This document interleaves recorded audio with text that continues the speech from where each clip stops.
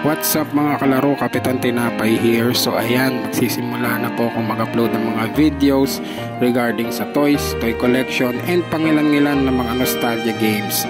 So ayan mga kalaro, disclaimer lang po, yung mga videos ko is intended para sa mga buguhan o yung mga kagaya kong nag-iisip pa lang na mag-start maging toy collector. So ayan, kung may mga mali po akong masasabi, pakicorrect na lang po para sa mga natin dyan, mga patikan na toy collectors. Ayan, so sasamantalahin natin yung pagkakataon na nandito tayo sa End Toys, no?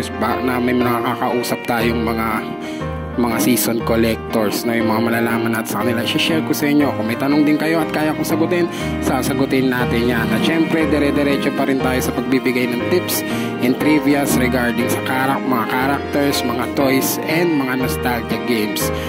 So ayan mga kalaro,